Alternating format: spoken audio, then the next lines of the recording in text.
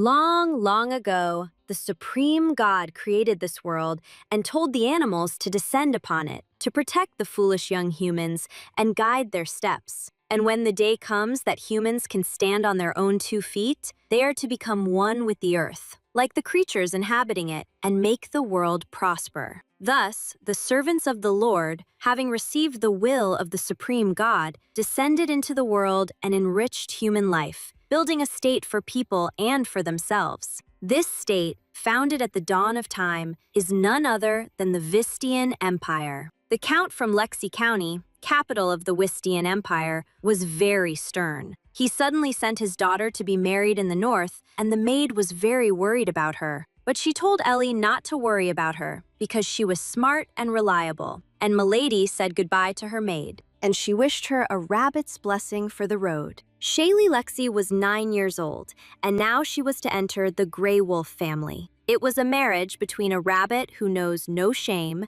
and a noble wolf. It is said that the Vistian Empire was founded by animals who were servants of God. According to this founding myth, in the imperial family of Salador, along with the noble houses of the empire, everyone reveres an animal as their ancestral deity, a symbol of their blood. Among them, the Duchy of Grey Wolf stands out, a great northern house, worshippers of the wolf, guardians of the north, known throughout the kingdom as the empire's steel blade. In comparison, the Lexi family has only accumulated wealth through trade, nothing more than a nouveau riche who bought a pedigree to break into high society. Because this family ridiculously inflated their lineage just to squeeze into high society, and Lexi County was invariably branded with the offensive nickname Shameless Rabbit. But this marriage to Grey Wolf worked in the girl's favor. It was a great opportunity to finally escape her father's grasp. And even though her future husband was only a 7-year-old boy, judging by the supposed portraits of the Duke and Duchess, he must have been a handsome man.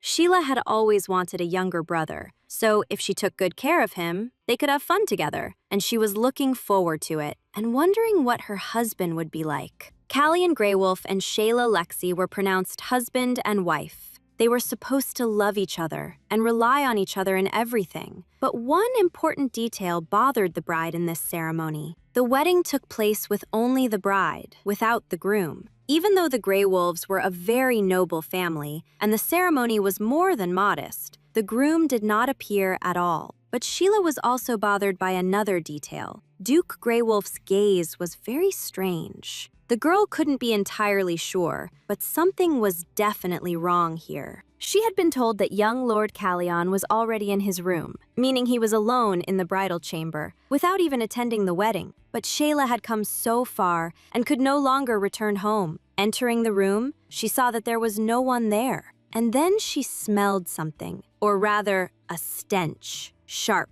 bitter, like dried corn. But the room was clean, and it was unclear where this smell was coming from. It turned out that Callion didn't come to the wedding and wasn't in the room. The girl thought that he simply disliked her that much. She wondered why the Grey Wolf family had chosen her as a bride then, and she herself was horrified. She thought they wanted to use her as a sacrifice. Perhaps among the predator-worshipping nobles, there were still some barbaric houses that sacrificed herbivores to their ancestral gods. Perhaps her future was rabbit stew, so she needed to run away urgently. Suddenly, a strange sound came from outside. The girl guessed that it was coming from the closet. She carefully approached the door and turned the handle. Upon entering the closet, she saw a fluffy lump lying on the floor. It had its nose buried in its paws and was whimpering softly, but his sky-blue eyes were exactly like Duke Grey Wolf's. Shyla guessed that this was Callion. Although families worshipped animals as ancestral gods, there was a hidden symbol in this. In the Vist Empire, in very rare cases, mutants were born in the form of their family's sacred animal. Shyla Lexi was born a rabbit, along with her twin sister, Layla. But even in the Vist Empire, which revered animals, a nobleman openly displaying such an animal form was considered a great disgrace. And therefore, mutants born in animal form were never treated with respect.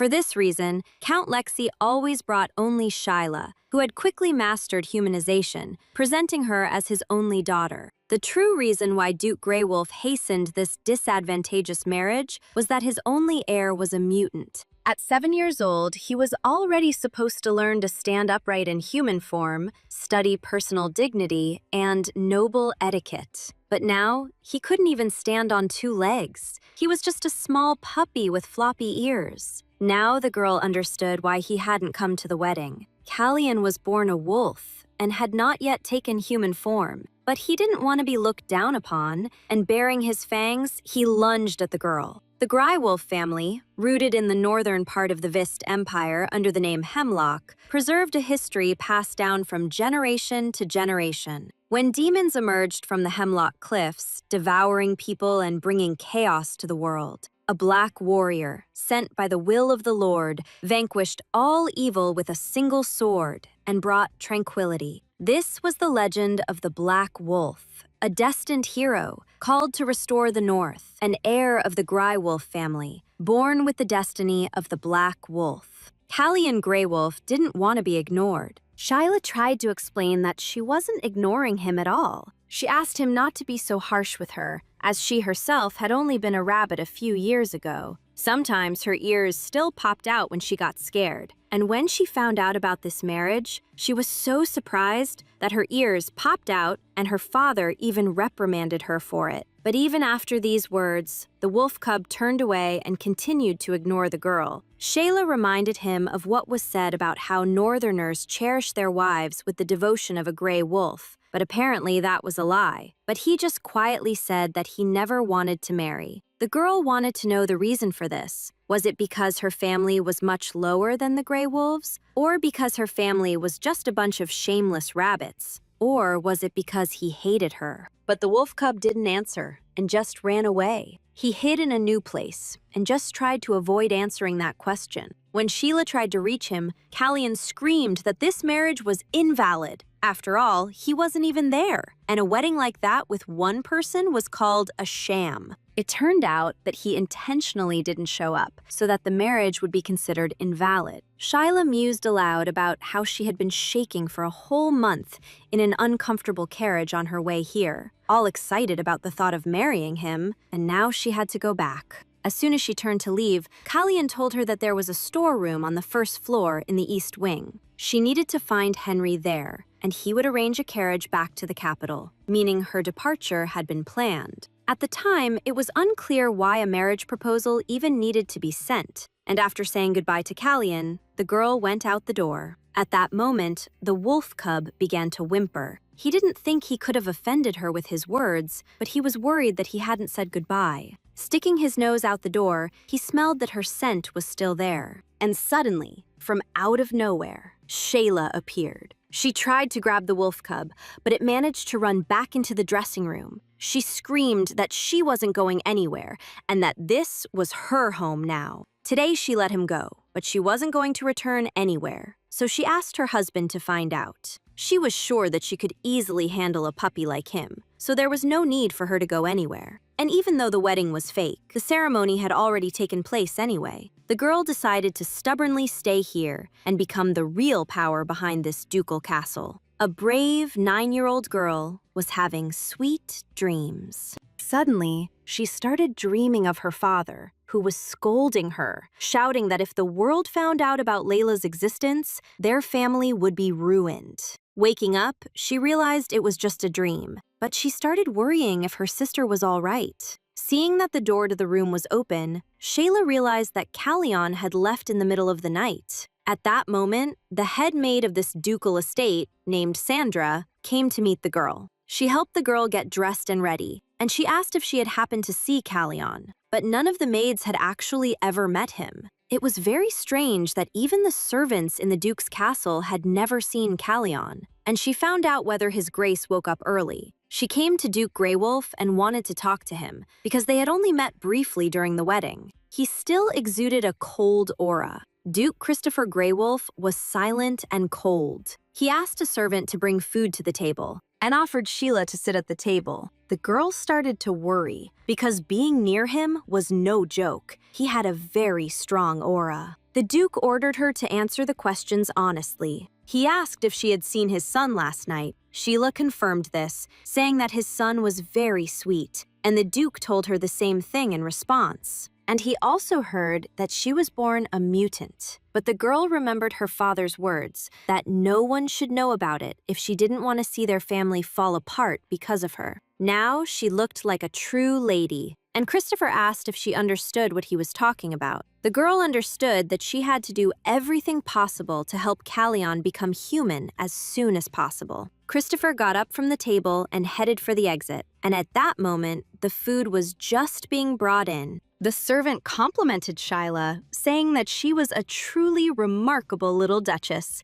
for she had understood the Duke's words at their very first meeting. His Grace had always been a man of few words. He mostly communicated with knights, and in a world of strict hierarchy, words are superfluous. Now it was time for the meal. Sheila was pleasantly surprised that chicory was prepared for breakfast for the cute bunny. Due to the mountainous terrain, northern cuisine is based more on vegetables than meat, and the girl thought she would never eat her favorite chicory again. She wondered if the Duke had ordered it to be prepared for her. Perhaps he wasn't as cold as he seemed. The person who served her such wonderful food was the head butler, Antonio Berdo. He asked the girl to simply call him Antonio. Sheila realized that the head butler, unlike the other servants, knew about Callion's condition. She decided to clarify this matter with him. But it turned out that the Duke had never restricted the young master's movements. Sheila couldn't understand why the maids said they had never seen him before. It was all because the young master himself didn't like to go outside. It turned out that, in reality, no one was threatening or locking up the boy. And, in fact, Christopher never said that if his son didn't become a human, she would lose her position as a little duchess. Now Sheila understood perfectly that she had to get closer to Callion as soon as possible. But she didn't know where to look for him. Sheila found a trace on the floor, but there was no scent. And if he wasn't in the bridal chamber,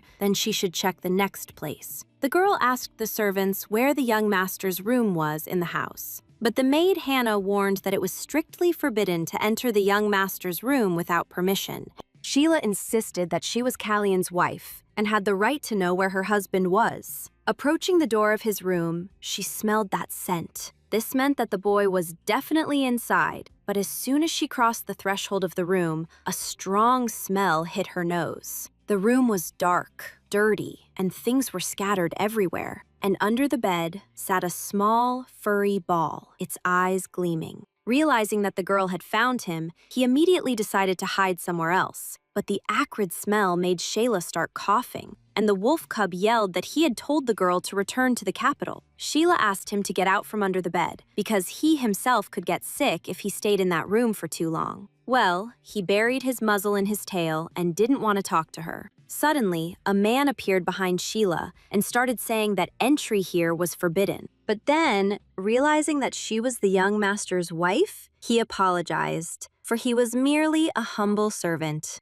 However, she noticed that his clothes and posture resembled a hunter's more than a servant's. The man began to explain that Callion doesn't like women. He avoids all servants, but especially maids. But the young master didn't let him finish and, jumping out from under the bed with a snarl, started chasing him away. Hesitantly, the servant Henry quickly said that he needed to leave so they could talk. The boy insisted that he keep his promise, but Henry didn't know what to do now. Turning to Sheila, he explained that the young master would like her to return to the capital. Henry was indeed a hunter. He only came to the duchy to deliver supplies or clean Callion's room. The girl's departure was already quite well planned, but she understood that even if everything was so carefully prepared, when she returned, her father would simply catch her and send her back anyway. Henry said that the young master had prepared secret provisions for her. A chest of gold coins was enough for Sheila to hire servants to look after her in some quiet countryside, and if more money was needed, Callion was ready to get more. But the girl never said she agreed to leave. She was worried that the boy hated her so much. Henry tried to convince her that this was not the case at all, and in fact, the young duke grew fond of the girl. But although he didn't say so in so many words, it was obvious. After all, the young duke was indifferent to everyone and despised most people. But he looked at the girl's portrait, which Henry had shown him,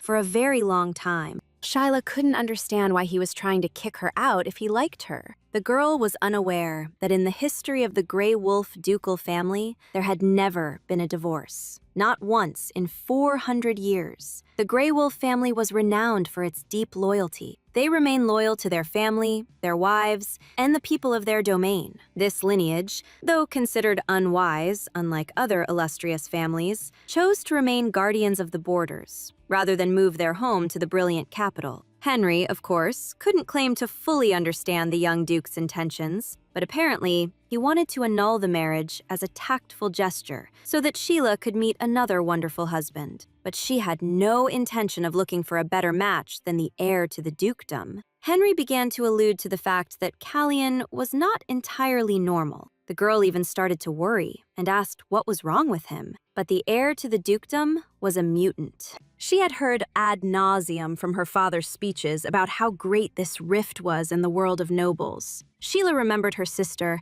and hoped that she was well and that Ellie would take care of her. Ellie was her old friend and reliable maid, but if her father changed his mind, she didn't know what could happen to her sister. Sheila had to make the Grey Wolves her loyal allies as soon as possible, and only then could she ask for her sister to be brought here. The girl understood what Henry was telling her, but it was Callion's idea. And she herself really liked this marriage, and she absolutely was not going to return to the capital. And since the young duke didn't communicate with anyone, he was close to Henry, and Sheila asked him to help her get closer to Callion. Armed with protective gear, water, and a mop, the young lady was about to clean her husband's room. And if he was bored, he could come and watch. Her father never assigned a maid to her sister, so she cleaned her room herself, bathed her, and took her for walks. So for her, taking care of a mongrel like him would be a piece of cake, and Shayla enthusiastically began cleaning the room. But it seemed she had only been scrubbing this corner for a solid hour and was very, very tired. This room turned out to be a real torture for her. The girl went downstairs and asked Hannah for help, but Hannah was astonished by the lady's appearance. And she explained that Callion's room was incredibly messy right now, so she wanted to ask the maid for something useful for cleaning. Shayla couldn't let him continue to live in all that dust. To help the young lady, Hannah decided to give her her secret weapon, but she still wondered if the young mistress could do it all alone. Hannah's secret weapon turned out to be a special cleaning agent from Count Lexi's company. They wrote advertising slogans on each box to sell it at a high price. But the performance of this tool was really good. Having finished for the day, Shayla promised Callion to continue the next day. But the wolf cub kept saying that it was enough, and it was time for her to return to the capital. The young lady was not going to change her mind and said goodbye until tomorrow. She carried a whole mountain of trash out of the room. Hannah decided to help her a little and left notes in the places where to put dirty laundry and trash, and where there was a towel to keep her hands and face clean. After Shayla finished cleaning, Hannah suggested she take a bath.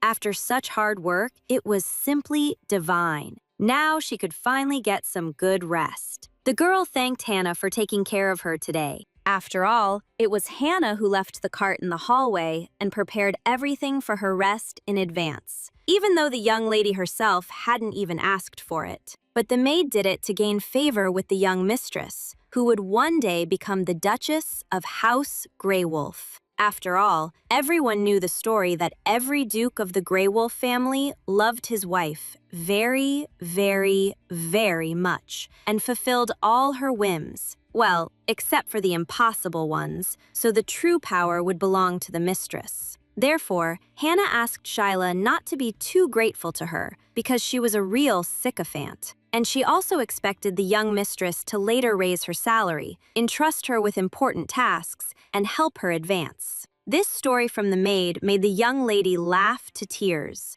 Hannah probably didn't know that real sycophants can only speak beautifully and don't help from the bottom of their hearts. Shyla promised that someday she would help her advance, so she had to listen carefully. The girl wanted to know what was inside Callion's room, but the maid had never been inside. Shyla saw something on the ceiling in the room, an enormous canvas stretched across the ceiling, depicting the boundless Hemlock Mountains and the demons that had emerged from them. With a sword of steel, blessed by the gods, the warrior slays demons. This was a heroic tale, famous in the north, the legend of the Black Wolf. The canvas was painted on December 1st, 1277, when Kalyan was still in the Duchess's womb. The girl asked Hannah what if she was the one from the prophecy, but she was born a mutant, and instead of a black wolf, she appeared as a white one. Shayla suggested that she would probably hide in her room, thinking that she had disappointed everyone. Hannah realized that the little lady was talking about the young master, and she wondered what Hannah would do in his place. The girl pondered and imagined herself in that situation. At this time, the wolf cub crawled out from under the bed. When Shayla cleaned up, the room looked completely different, and he wondered if it was hard for her to do it, and he didn't understand why she tried so hard for him. Suddenly, the door to the room opened slightly, and Henry appeared, offering a small bag with what the young master had asked for. Kalyan told him to leave the bag by the door, and he asked him not to argue and to do as he was told. The sack fell to the floor, and dust and dirt spilled out of it onto the floor. Kalyan was sleeping, as always, under the bed. Suddenly, in the morning, he jumped up and shouted the girl's name across the room. But this time, she wasn't in the room. This was very strange because usually she came every day. The wolf cub paced around the room in circles, wondering where Shayla had gone. He even thought she might have returned to the capital. If that were the case, he would even be glad. But suddenly, it occurred to him that Shayla, having gotten lost on the way, was not yet familiar with this place, and she could have wandered off anywhere. Kalyan rushed to the exit to save the girl. Meanwhile, Shyla was walking tiredly down the corridor. She had a lot of work that day and finished late. In the morning, she went to the inner castle with Sandra. During the day, Antonio explained the state funds to her. Then she toured the ducal estate and memorized the basic schedule of the territory. A mountain of work lay ahead, but the girl was supposed to handle it. Approaching Kalyan's bedroom, she saw that the door was open. His fur was under the bed, but where he himself had gone was unclear. And suddenly, she heard a familiar sound. It was her little wolf cub, Kalyan. But upon seeing her, he began to complain that the girl still hadn't returned to the capital. And then Shyla realized that he had gone looking for her because he thought she had left the duchy. But he tried with all his might to show that it was not so. She wanted very much to hug and kiss him, but held back, because an impulsive kiss could ruin everything. And the little lady went to clean up the room. The cleaning was almost complete. Only a little remained. The old wardrobe really should have been thrown out. It didn't suit the room at all, and was in poor condition. It couldn't be that there was still clothing inside that Kalyan could wear now. Perhaps something important was preserved within. Shayla asked Kalyan if she could open the wardrobe, but he didn't care and said she could do whatever she wanted. The girl cautiously opened the door a crack, and from there, a terrible smell of dust hit her right in the nose. If a child was born a mutant, their mother was doomed to death, so neither Shayla nor her sister ever knew their mother. Kalyona suffered the same fate, to be born and immediately lose her mother,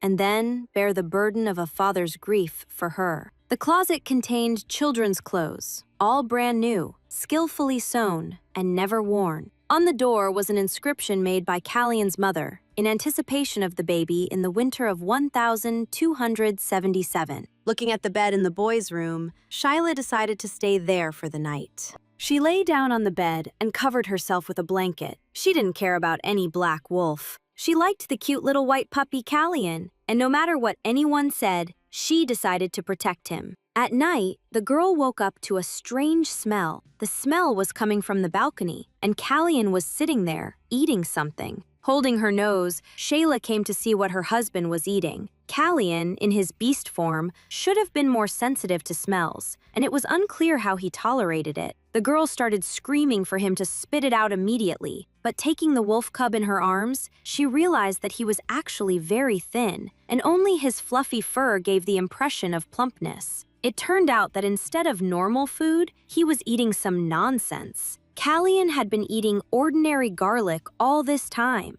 This is one of the spices brought from the eastern port, with a pungent smell, a sharp and bitter taste, and it was also aptly called the devil's seed. Shyla tried to find out why the boy was eating garlic, and he said that he himself asked Henry to get it, because if you ate 100, you could become human. He heard a conversation between a merchant from the east, that in a distant eastern country there was a bear who ate 100 cloves of garlic and became human. The girl tried to explain that it was all nonsense. Callion was worried that he had done something wrong. Perhaps he should have eaten all 100 at once, but he could only eat one a day, so he had already eaten 81 of them. The little mistress hugged the wolf cub tightly, and she said that merchants just make up such stories to sell their goods. But the boy himself thought it was a bit strange. And then the girl told him that she knew how to become human. After all, she herself was born a rabbit, and now she is human. But in reality, she didn't know it. But thanks to Count Lexi, she learned to lie. And the bigger the lie, the more emotion you put into it without a twinge of conscience. And the moment someone believes in it, the lie will become the truth.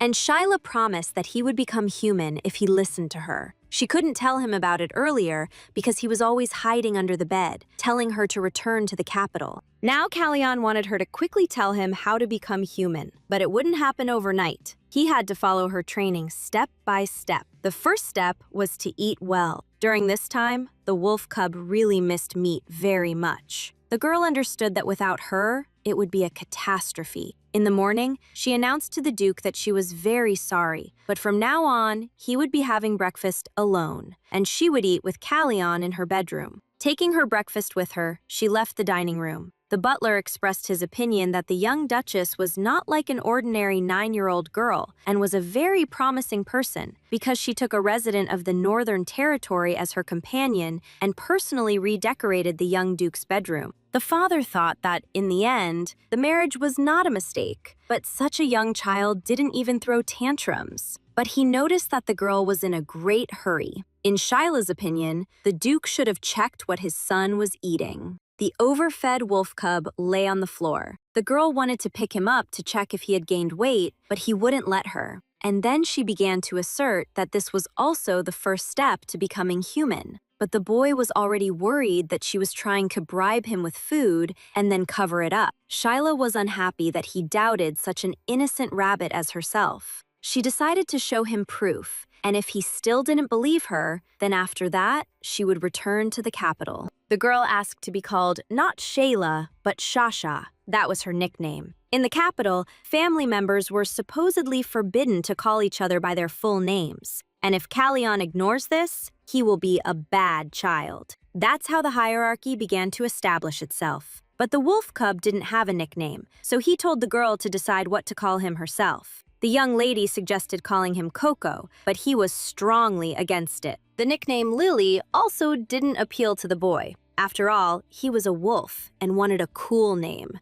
And then Shasha suggested naming him Lion, and he gladly agreed. And since they were now so close as to use nicknames, they should never betray each other. Now the wolf cub had to swear by his name because a big secret awaited him. Because if it got out, she could die. And Callion began to take the oath. He raised his paw, and Shasha saw how soft the pads on his paws were, and she really wanted to touch them. Now it was time to show that she was telling the truth. Clenching her fists, the girl concentrated completely and shouted something. The little wolf was very surprised by what he saw. Was it really Shasha? A small rabbit with long ears was now sitting in front of him. Callion at first couldn't believe it was true. He started running around her, joyfully shouting that Shasha had turned into a tiny rabbit. The little wolf happily ran towards her, but Sheila stopped him with her paw. Because now, being a rabbit, the situation frightened her. These huge paws with claws were like weapons, and if the sharp teeth hit her even once, she could die. But she couldn't say it aloud, because she needed to show the dignity of a leader. So the rabbit told him to keep his distance, citing the basics of manners. The wolf cub ran around her and couldn't get enough of the little rabbit that smelled of vanilla. Lion really wanted to touch her, but the girl wouldn't let him.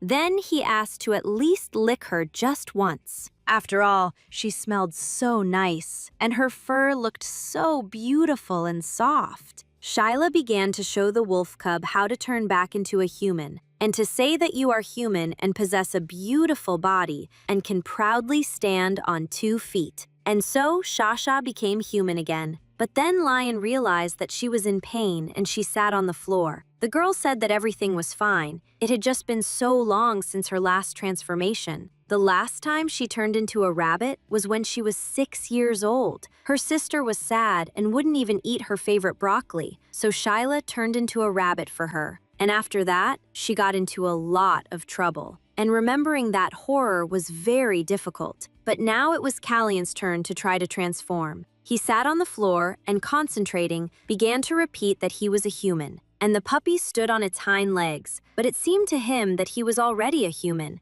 Shyla couldn't help herself and hugged this fluffy ball. The girl told Lion that the fact of her transformation into a rabbit was a secret to everyone, and if anyone found out, she would be sold to the circus. But in the North, promises are valued more than life itself, and no matter what happens, Lion will keep his promise to Shasha. And Callion promised Shyla that he would never betray her. But Shasha couldn't rely on this chubby puppy because she was the one who was supposed to protect him. She turned to Lion. She had something to tell him, and he started wagging his tail joyfully because she had called him by his nickname for the first time. And he was very pleased by this. He jumped on the girl and started licking her. One day, Shyla began writing a letter to her nanny. She wrote that she was doing well in the North. The Hemlock Mountains were cold and harsh, but the people were kind and treated her well. But the girl had to choose her words carefully. If her father didn't like any of the phrasing, this letter wouldn't reach the nanny. And after the nanny read it, she would show the letter to Ellie. At the end of the letter, she signed off as Shayla, who always prays for the rabbit's well-being. And when Ellie reads this, she will understand the hidden meaning. This meant that the girl wanted to know if her sister was all right. If she was sick or injured, she asked to be informed, because without Shayla, she must be lonely.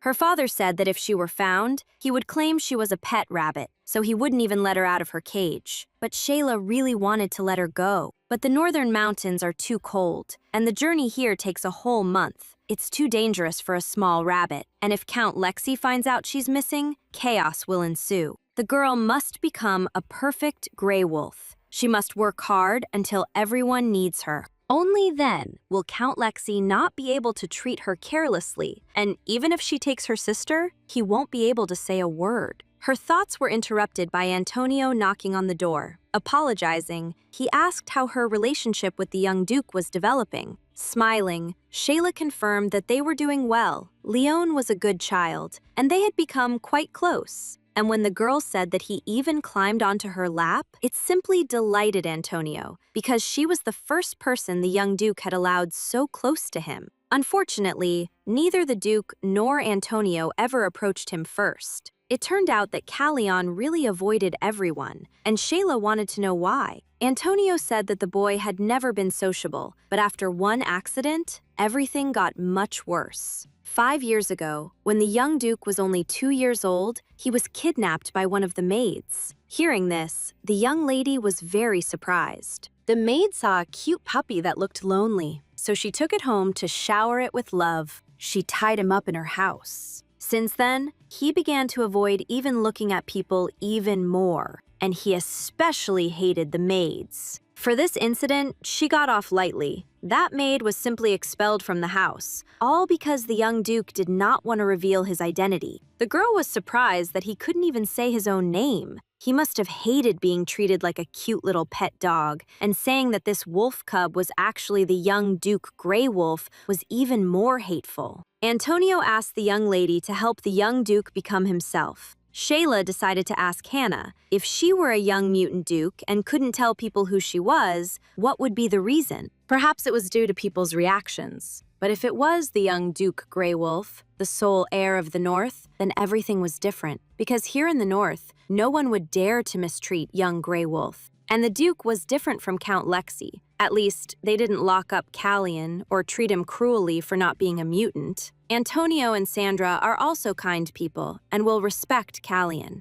Now Shayla knew what the boy needed. She came to him and said that she had found the reason why he couldn't become human, and it was a lack of self-confidence. It's the belief that he can handle it himself, and believing is very important. If he believes enough, even a lie will turn into truth. First, he must lift his tail, which always hangs dejectedly without a hint of confidence. He must tell himself that he is a magnificent wolf, and no one can ignore him. And she decided to gain self-confidence by having Callian mark his territory, but he didn't know what that was. Marking territory is a declaration to the world that this space is his territory, so his confidence will grow and he will feel freedom. After all, the boy was almost always under the bed, and if you can't be confident even in your own bedroom, then you won't be anywhere else either. Now they had to teach the wolf cub to mark his territory. To do this, Shasha once again transformed into a rabbit. Lion really liked her in this form, and he couldn't control his emotions. So this time, she had to give in and let him sniff her. By the smell, he determined what she had for lunch, and Callian himself smelled of meat. The wolf cub could tell by the smell that she had eaten chicory. Shasha loved it very much, and Lion decided that he was starting to like it too. But the girl asked him not to make her laugh with such things, and she didn't even notice when the wolf cub licked her. Such an act by Lion made her very angry. Now he had to carefully watch the rabbit and learn to take the correct position and pee. The wolf cub was bewildered by this, and Shasha couldn't understand what was so difficult about it. But Lion didn't want to repeat it after her.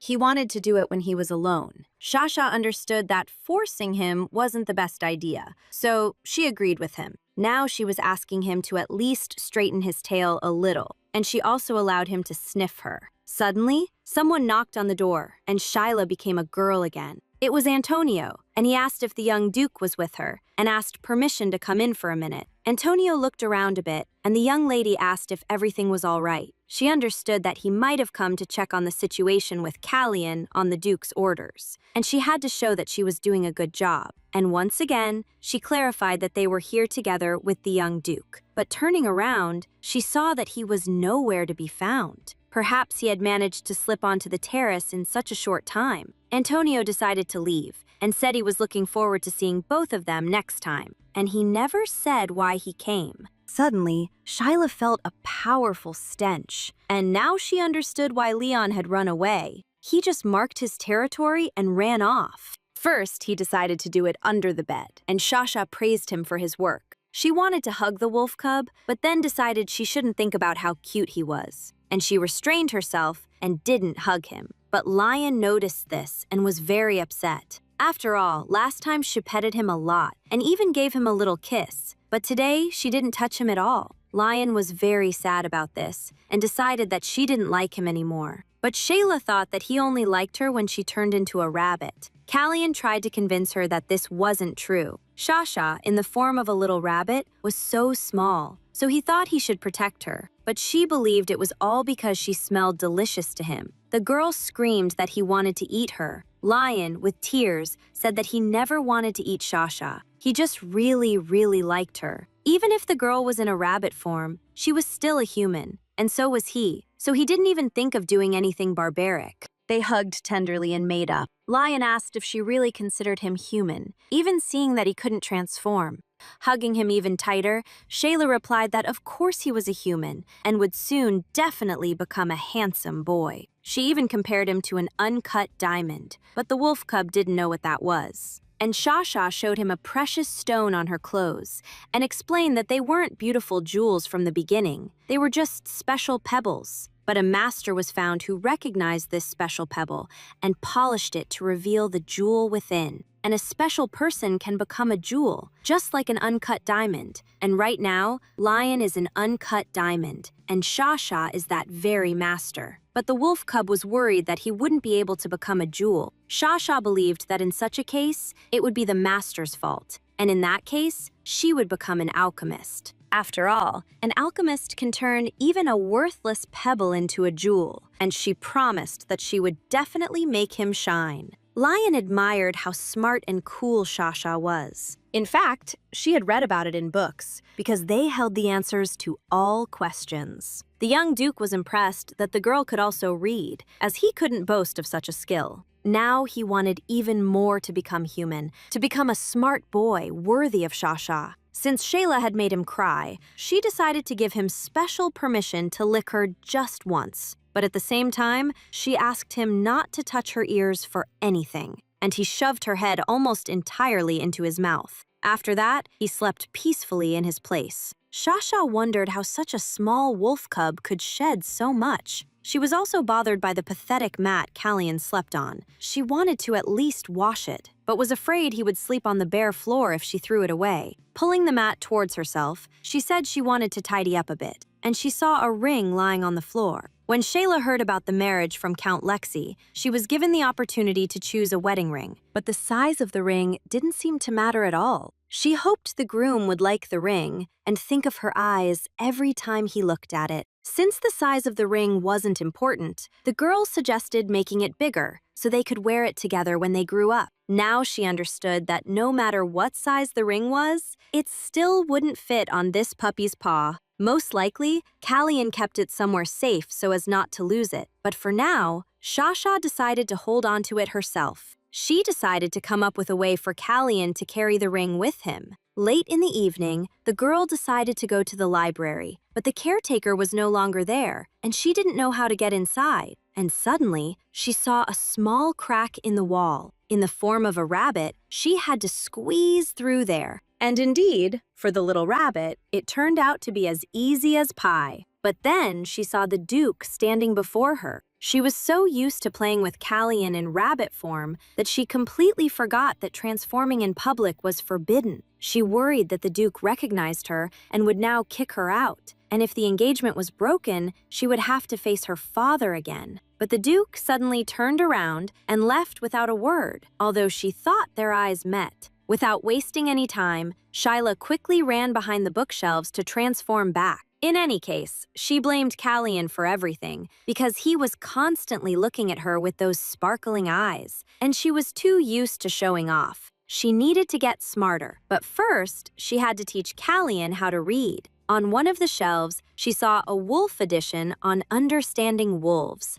From this book, Shyla learned that a wolf's tail usually hangs down, but she made Callion raise his tail, and that was a mistake. And also that there are brown, red, and black wolves, but most of them are gray and mottled. And a wolf's fur color can also change as it grows, which means her husband could also become a black wolf later. It was already very late, and the girl wanted to sleep. She put a bookmark in the book so she wouldn't forget where she stopped reading. Turning into a rabbit, she got out the same way. Duke Grey Wolf was in the library all this time. He took down from the shelf the very book that the young lady had been reading. Opening it, he saw a bookmark made of fresh clover inside. Shyla had prepared the book for her personal finances and given it to Antonio to look at. It was a real ledger, and neither the butler nor the Duke had asked her to keep it. But the young lady decided that it would be better in the long run to keep clear, economical records of how thrifty she was, and that way no one could accuse her of extravagance. Antonio was extremely surprised that the girl knew the difference between spending and expenses. She knew for sure that expenses were desired things that you didn't necessarily need, or money that didn't have to be spent.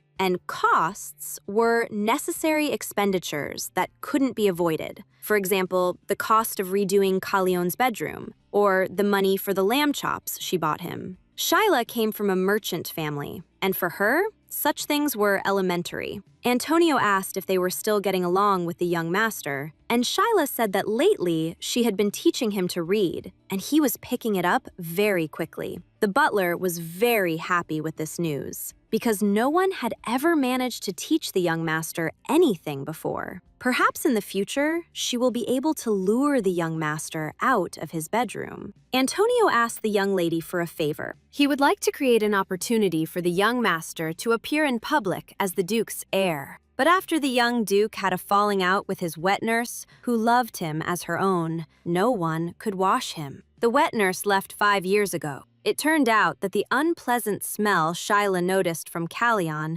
was because he didn't wash himself. And Antonio decided to bother Milady with this question. She agreed, although it wasn't very pleasant to first clean and now bathe. Lion joyfully met the girl in the room. Shasha noticed that he waited for her closer and closer to the door every day and asked if he was going to go out into the hallway soon. Stroking the wolf cub, she asked what he had been doing all day. and she suggested going to rub him clean, or rather, wash him. Lion asked again what she was going to do, as if he hadn't heard her, and the girl joyfully offered to wash him until he sparkled. But the wolf cub immediately moved away from her, and turning around, sat on the other side of the room. Shayla asked why he had gone so far from her, and he replied that he just wanted to sit there. The girl understood that he was naturally lying, and in doing so, he was simply trying to escape, and he just closed his eyes with his paws. Shasha decided to be honest with him and said that he was cute even when dirty, but he really stank already,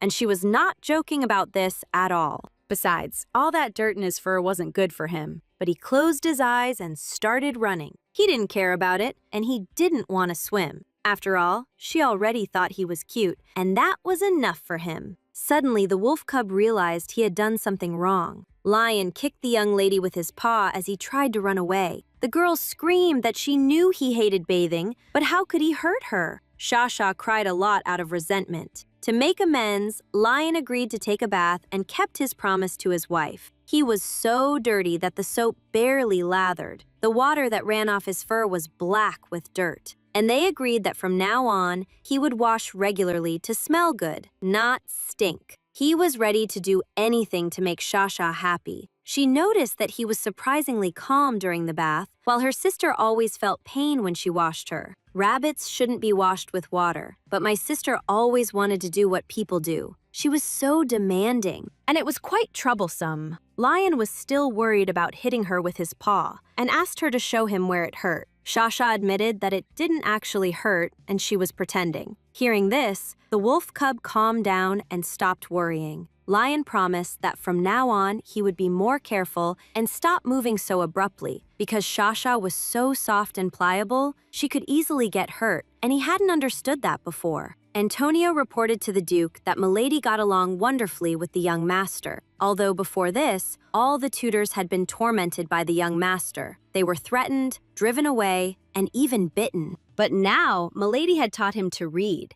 and she had even bathed him a few days ago. And she promised that she would definitely make sure he attended the banquet in honor of the hunting festival, because it is the biggest celebration in the north. Antonio reported that they intended to prepare a place for the young master at this banquet. Although, if he were the type to just show up because he was told to, his wedding wouldn't have been such a disaster. But the butler was sure that with the help of Milady, everything would be different, because she is wise and thrifty. Shayla was doing well, although at first, His Highness was not thrilled with her family. An order from shameless rabbits meant nothing to the Duke, and his son, in his condition, couldn't be picky about this marriage. But there was something that the Duke truly disliked. In any case, Shyla Lexi was the one Callion chose, even though he didn't even know he would end up marrying the girl from the portrait. From the very beginning, he had few options. In this case, it was better not to worry about the family's name or honor, and instead find a partner whom Callion would truly like. Lexi, the head of the family,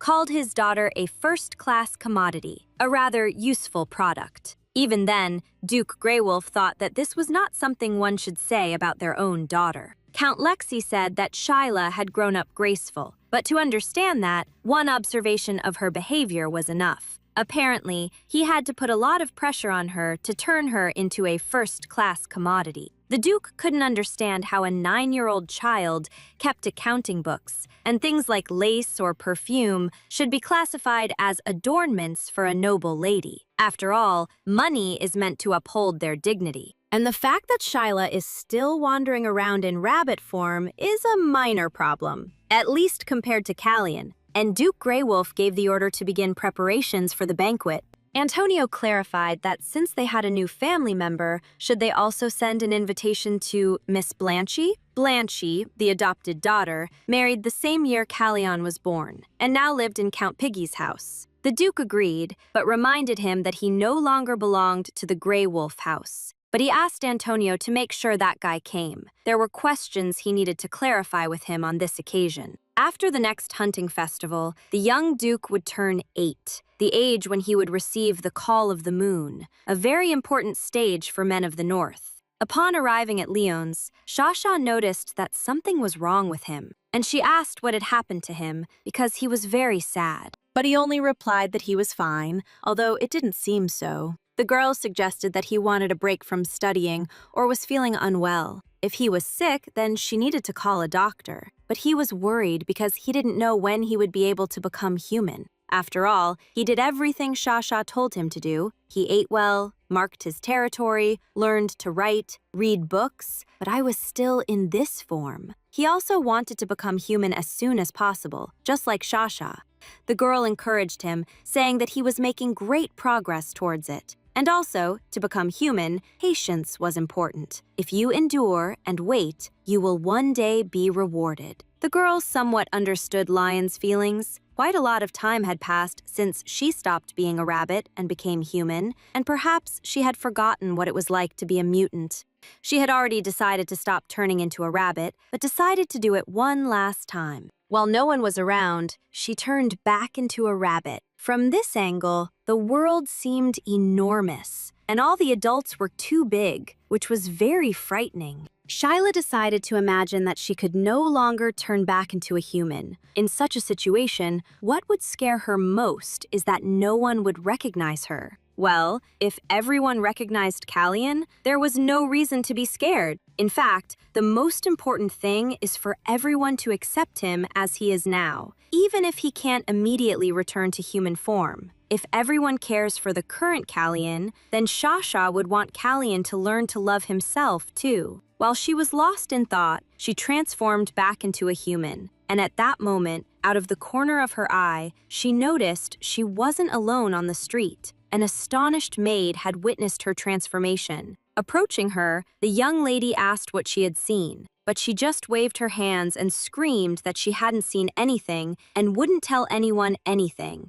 Shyla took her hand and pulled her along. She had definitely decided that she would never turn into a rabbit again. The girl sat Hannah at the table and offered her to eat everything that was there. After that, she wanted the maid to tell her exactly everything she had seen. She said that she had indeed seen the young lady turn into a charming rabbit. Hannah said it was so cute that she couldn't help but follow her. She believed that such a charming transformation could not be hidden. Shayla promised to show herself to her again in the form of a rabbit if she kept it a strict secret. She turned around again with the rabbit and let the maid pet her. Hannah gently took her in her arms and hugged her. She couldn't imagine that the young lady was actually a mutant and thought about how difficult it must have been for her all this time. Shayla said that she still had a sister back at Lexi's house. After all, she was so worried about her. Hannah understood her perfectly because she also used to live with her younger brother every day. But when she came to the duchy, they were separated. And now she couldn't see him as often as before and missed him very much. Hannah's touch was very gentle and pleasant. It was a pity that not everyone was as kind as she was. Shayla wanted everyone to look at her sister and Callian with the same love. The girl came to the young duke's room. She hugged him and said that now she just wanted to take care of him because he should have known how charming he was. At this time, evil forces were watching the Duchy of Greywolf. In the morning, Shayla decided to ask Hannah a question. She wanted to know what would happen if, at the next hunting festival banquet, the young lord appeared in his wolf form. Perhaps people would be shocked. Hannah confirmed that most people would probably be surprised. The girl was afraid that people would suddenly laugh at him and Lion would be hurt, but the maid tried to convince her that this would not happen. If anyone dared, she would step forward and shout for them to show respect to Lord Callian Greywolf, the proud heir of the North. And then, the young lord would agree. Shayla really hoped he would say her name with pride. Hannah was sure that's exactly what would happen.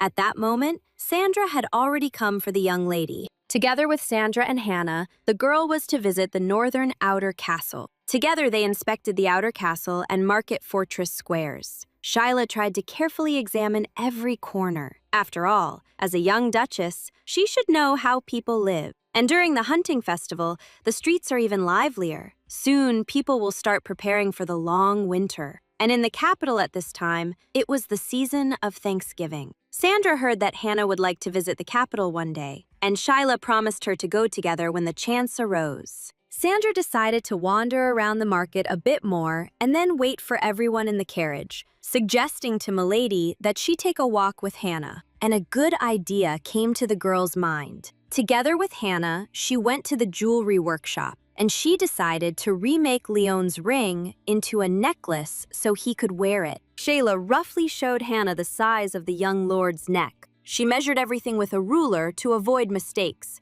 and show it to the master. But it would still be great if Lion could also come here. Getting some fresh air and seeing the city would do him good. And if he were here, Shayla would introduce him to Hannah. After all, she became a true friend to her. Shayla asked if she wanted to buy something for herself, but the girl started to refuse. Shayla offered to buy her something from the store's assortment, but Hannah couldn't accept such an expensive gift. Then the young lady offered to receive a gift in exchange for even greater secrecy of her secret. She started showing the maid all sorts of cute little things. Having chosen nothing, they decided to come back later. Hannah also wanted to give something to Milady. Shayla, it turns out, didn't know about the hidden restaurant in their castle, and Hannah rushed there to buy the girl a snack. Shayla was afraid that if she returned to the carriage alone, Sandra would scold the maid. The girl was very curious about what Hannah would buy and decided to wait for her outside. But suddenly, an alarm sounded from the bell tower. Everyone ran from the street, and Shayla didn't understand what was happening. Everyone around was shouting that Deimos had appeared. Beyond the Hemlock Cliffs lies the kingdom of Ash, where a cruel demonic army commands the beasts of destruction, and those serving in it were demons. Shayla watched them as if mesmerized. Hannah ran up and threw a bag of food at the demon, and that distracted him for a second. She grabbed Milady's hand and shouted that they needed to run. Sandra was already waiting for them on the carriage steps. She grabbed Shayla's hand and pulled her into the carriage. But turning around, the girl saw that Hannah hadn't managed to jump into the carriage, and the demon grabbed her with its claws. The girl looked at what was happening as if it were madness and didn't want to believe it. She wanted to run out after her friend, but Sandra stopped her. The carriage sped away, and Shayla kept screaming that Hannah hadn't had time to get in. She was left there with Deimos, and they had to save her. Milady started to wail and beg Sandra to come back, but Sandra just quietly whispered that Hannah was already dead. Shayla couldn't believe those words. The kingdom of Ash, where a cruel demonic army commands the beasts of destruction. To somehow calm the lady, Sandra said that when a child dies in the north, it is believed that they go to play in the mountain valleys of Hemlock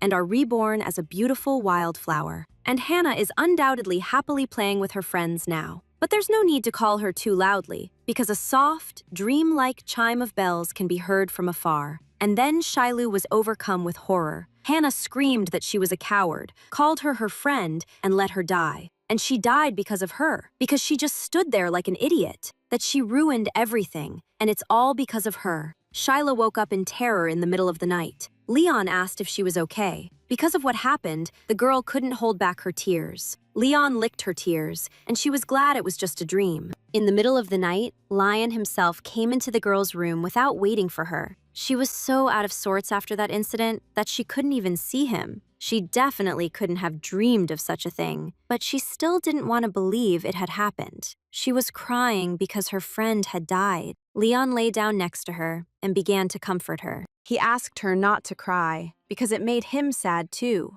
The young lady tried to convince the wolf cub that she wasn't crying and that only little ones like him cry. But when Lion licked the girl's cheek, he could definitely taste the salty flavor of her tears. Shasha started scolding him and demanding that he stop. And at that moment, she realized that he had grown and become quite heavy. He wanted to get off so as not to bother her, but Shasha asked him to sleep with her like that. Lion stayed because he wanted to do everything she told him to. In the morning, the young lady woke up to the bright sun, and feeling something soft and fluffy under the blanket, she got very scared. Then she remembered that she and Lion had fallen asleep together. The boy asked if she was all right now, and at that moment, Shasha noticed that his had already started to stand up straight. They were both very happy because it was proof that Lion was growing big and strong, and it was all thanks to Shayla. At this time, the Duke returned to the castle. His wounds looked terrible, and Antonio said they needed to be treated first.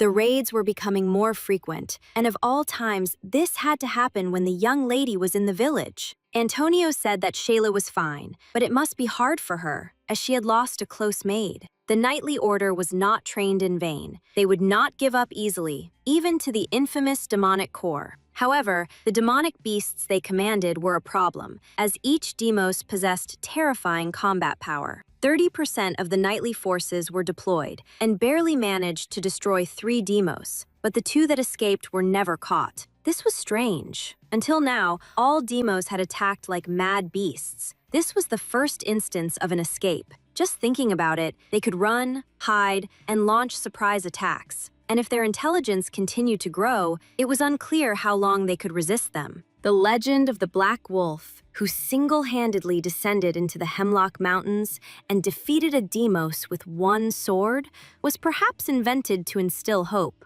And it was unclear whether Lion was the hero of the prophecy. The new maid was combing Shyla's hair and saying that she seemed special, but she was worried because she didn't know for sure what had happened to Hannah. The maid said that the girl most likely died. They said that demos had devoured several villagers, and the joint funeral even included those whose bodies could not be found. Shyla looked at the maid with annoyance and told her that she could be free. As she left, the girl wished Milady a good rest. The new maid was Jessica Mallory, daughter of the local Viscount's family from the north, but no one could fill the void left by Hannah. When she left, Lion peeked out from behind the curtain. Shasha said he shouldn't hide because no one would dare say anything bad to him, and those who dared, she would punish, because the boy couldn't spend his whole life hiding. But Lion hated the way other people looked at him, and he hated it when other people knew it was him. One of the maids informed her that the Duke was waiting for Milady in his chambers. Shasha asked if Lion wanted to go to the Duke with her, but he said nothing to her in response. When the young lady entered the room,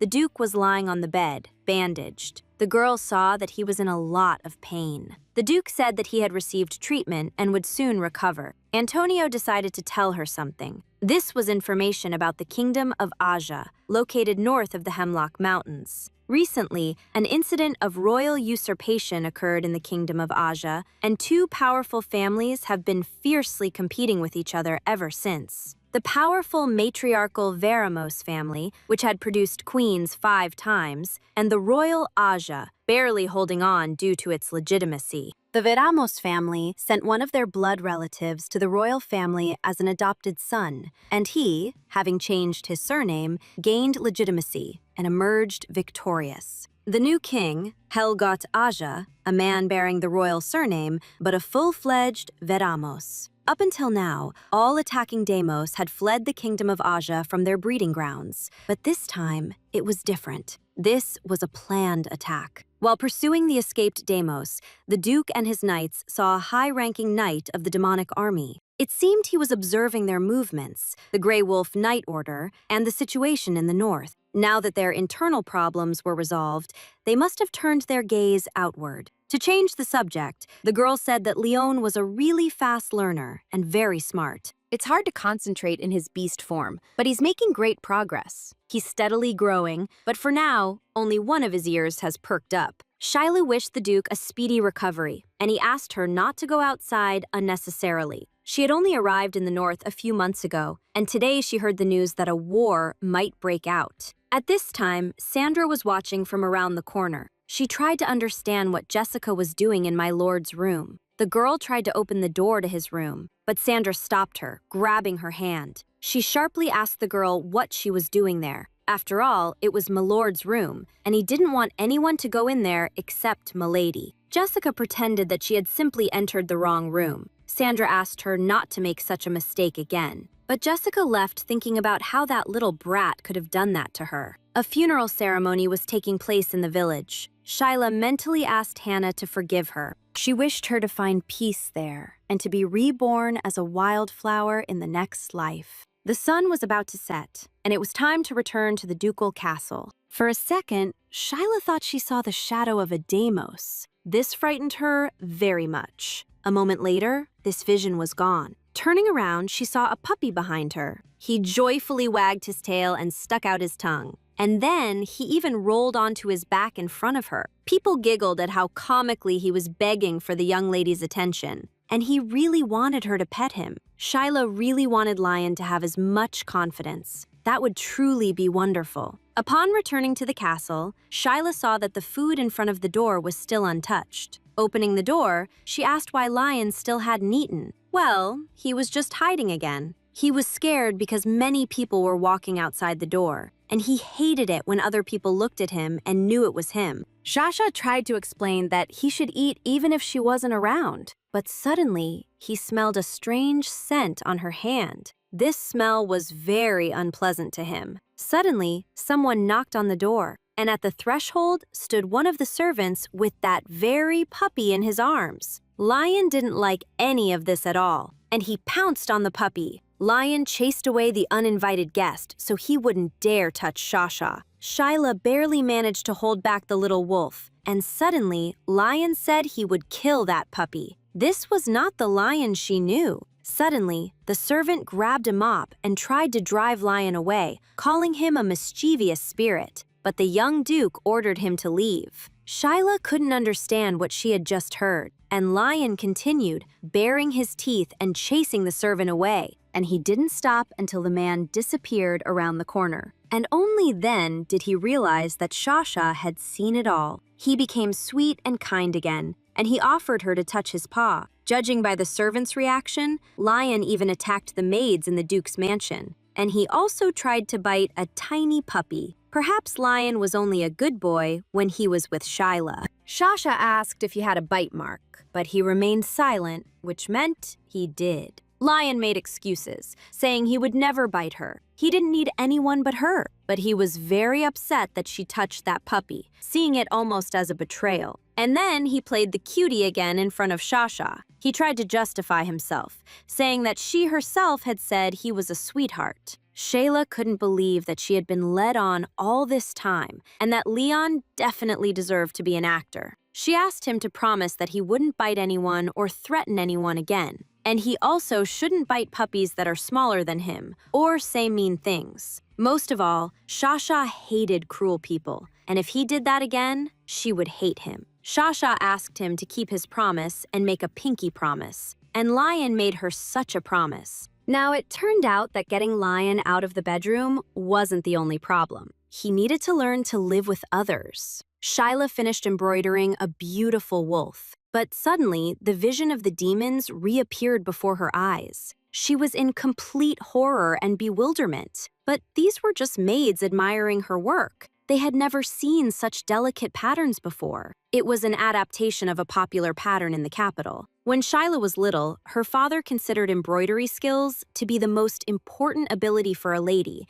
and constantly made her practice it, even though she was clumsy with her hands. One of the maids asked where the young lady would use this embroidery, and Shyla replied that it would be for a pillowcase, and then give it to Lion. She was very pleased that she could do something for him. The maids started whispering, as it wasn't entirely clear who was being talked about. No one had ever seen the little Duke Grey Wolf. Some said he was bedridden due to illness, while others claimed he was a mutant. This wolf was seen appearing near the clock tower at night, and Shyla was a girl who had come from afar to marry a beast. Dotting all the I's, the young lady announced to the maids that Lion was indeed a wolf, and he was also a very intelligent, reliable, and proud husband. Coming to Lion, the girl said that she had thought some things over. She wanted others to acknowledge how proud she was of Lion. He may have looked like a wolf, but he's the most wonderful husband. Shyla wanted them to overcome this together. From that day on, Leon stayed under the bed, never coming out. He didn't eat, not at all, just like before. Shyla tried to pull him out from under the bed, but he refused to come out. She forcefully pulled him out by his paws. Lion whimpered that he also didn't want to be born this way, but wanted to be big and strong like Henry and the great hero. But Shyla was absolutely against it. If the wolf looked like Henry, she would never have married him. Because she loved the little and charming puppy, he was so cute that she could even put up with him teasing and mocking her. But in reality, he didn't want to tease his Shasha, and she could hardly find another puppy as cute as him. She liked Lion very much. And then he asked how much. And laughing, the girl replied, ______________________________________________________________________________________________________________________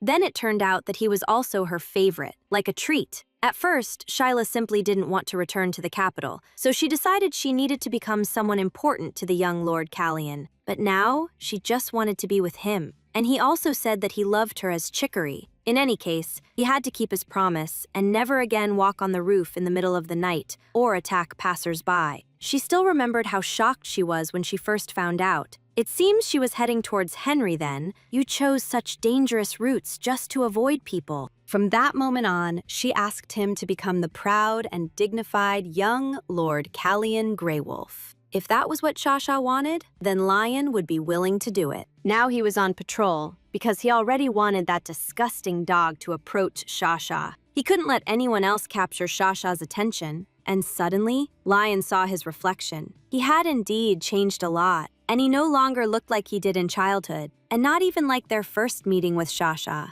Lion heard talk that when he was little, he looked pathetic like a puppy, but over time it became unsettling to look at the animalistic face that spoke human words. Because of these words, he broke the mirror with his reflection. But Henry brought him a new mirror, and then he realized that the man was deceiving him. The mirror was an expensive blizzard, and a simple gardener could not have afforded it, which meant he was talking about Lion with the butler. Ironically, it was through espionage that Henry Lion met Shasha. That arrogant fool shamelessly laid out the portraits right in front of him. Henry said he was involved in supplying portraits, and he saw that one of the portraits had caught the wolf's attention. It was precisely the portrait of Shyla Lexi. Even then, Lion considered her an angel in the flesh. At that time, the young Duke truly had no idea that such an intention was hidden behind Henry's actions, and that in the end, Lion would marry the girl from the painting. But now he tormented himself, believing he had ruined everything and buried the life of such a beautiful young lady along with his own, forcing her to marry a useless, absurd wolf like him. Even the nanny hated him. In the end, everyone just ran away, scared to death. But Shasha was so foolish. She still called him sweet, hugged and kissed him. She said she loved him as much as Chicory. He didn't know why she liked something so coarse and dirty, but if Shasha liked them, then he would try to love them too.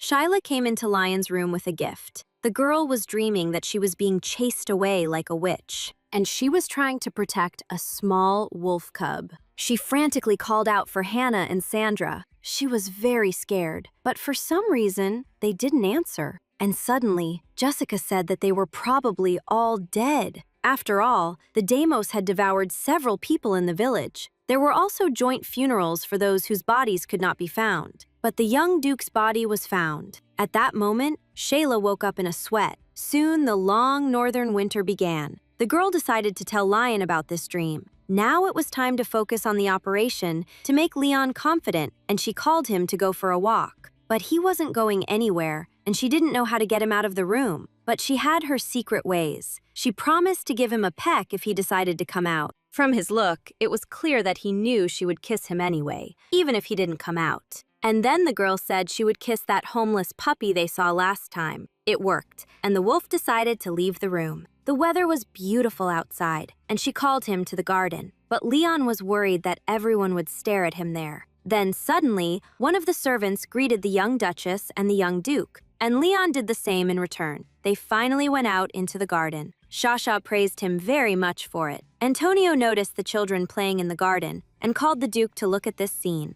The young Duke and Duchess were happily running around the garden. Antonio never thought this day would come. The Duke also noticed that his son had grown considerably since their last meeting. And no matter how this child looked, he was the heir. Shasha gave him a bath day because his fur had become completely gray. But for some reason, his fur did not change color even after bathing. Perhaps it was all because Lion had grown up, but when he slept with his tongue out, she couldn't think of him as anything but a little puppy. She placed the pillow she was embroidering under his head. Even in his sleep, Lion was searching for his ring and asking for it back. But Shash was very afraid to return to the village, and she decided to do it when it got warmer. The wolf couldn't stop admiring the pillow his wife had given him, and now he could even read the words she had embroidered on it. He really loved it when she bathed him. Her touch was very gentle. The shampoo the nanny used was awful because it was made from monster flesh. But she said he had to wash with it to become human, but he was still a wolf. But as long as Shasha liked him, he was willing to remain even a wolf. He proudly bore the name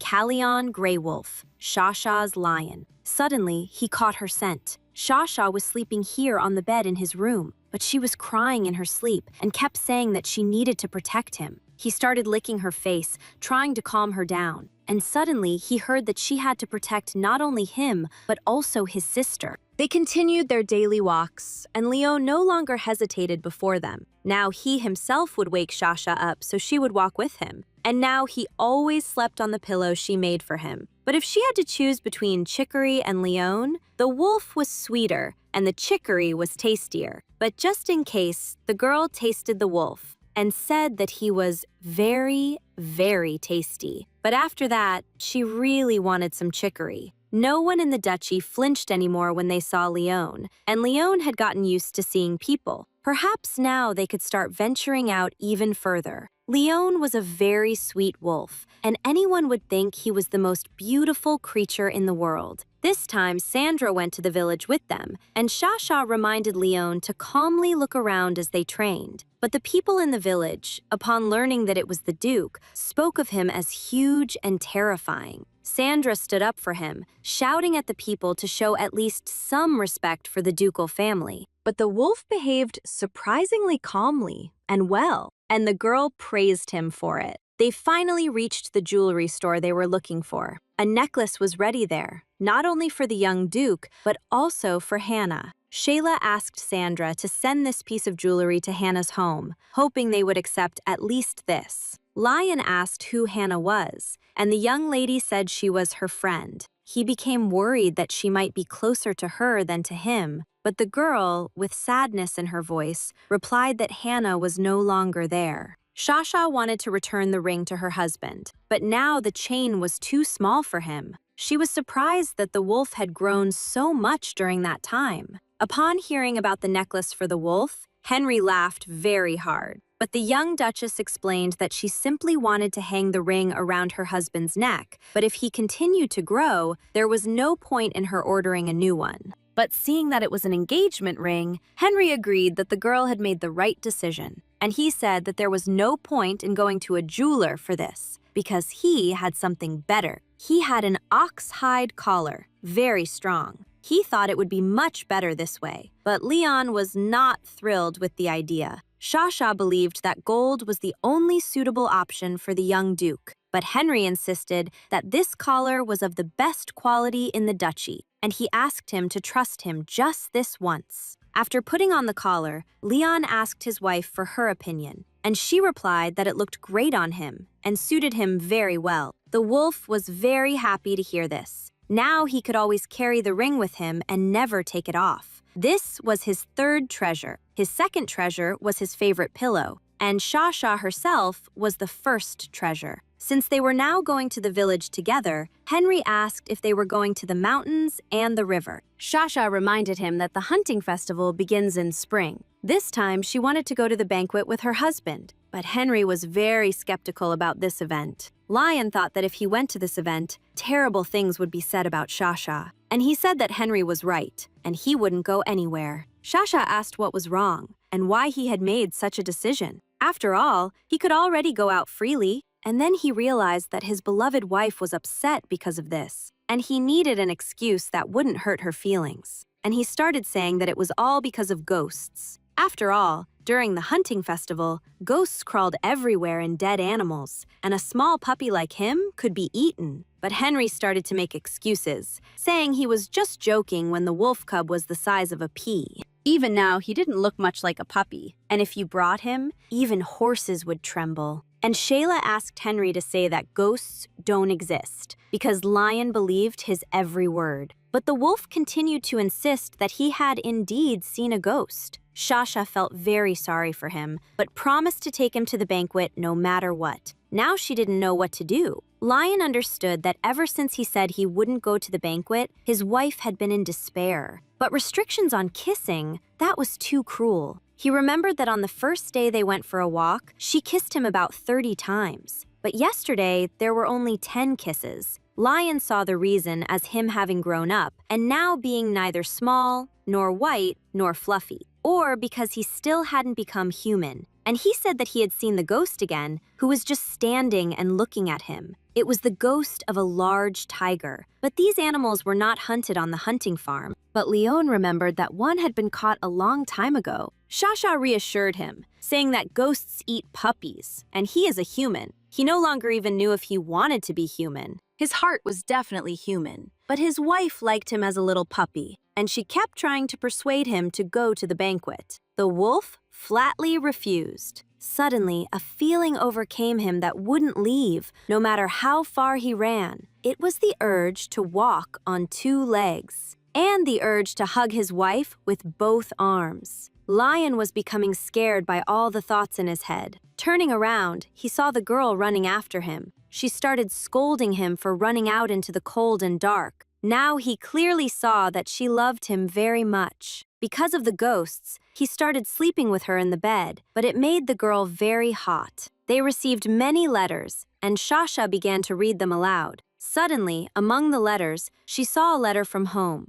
and what was written there horrified her. Her sister was terribly ill, but her father waited, pretending everything was normal. The milady was selling necklaces and bracelets to pay for medicine, but she wasn't getting any better. Ellie asked her to send some money to the city bank, and Shasha explained that Ellie was her maid in the capital, and the rabbit mentioned in the letter is her sick sister. Shiloh was very worried about her sister, and Lion was worried because his Shasha was crying. He tried to comfort her as best he could, but she just wouldn't stop crying. Lion even agreed to go to this banquet, but the girl blamed herself for her sister getting sick because she left her alone. And now the wolf understood why she was crying. Shyla decided to urgently go to the capital. She had to take care of her sister and couldn't return. But the wolf couldn't allow that and offered to transport her sister to the north. This idea brought her back to her senses. She was very happy that Lion had suggested such a thing. The girl didn't even think she would be allowed to bring her sister. After all, her husband was ready to do anything just to make his Shasha smile. But in return, she had to continue to pamper him. The two of them bought food from a street vendor. But Shasha reminded him that a banquet was also waiting for them that evening, and Lion was supposed to talk to the Duke there. The young lady wanted to ask the Duke's permission to transfer her sister and the maid Ellie to them. Ellie was very worried about her and wanted to go north. Shasha wanted to send for them as soon as the hunting festival was over. That's why the wolf couldn't escape the banquet like a wedding. His father often looked at him with disappointment, but his wife always looked at him with warmth. At the table, Lion was the first to start a conversation about moving. The Duke understood that it was about Lexi's family. There's no need to mention the mutant in the presence of vassals. They explained that it was about a sister and a maid. The Duke agreed, because after this boy leaves, Shayla will be lonely in a foreign land. The young lady didn't understand who he was talking about. And then she realized he meant Callian.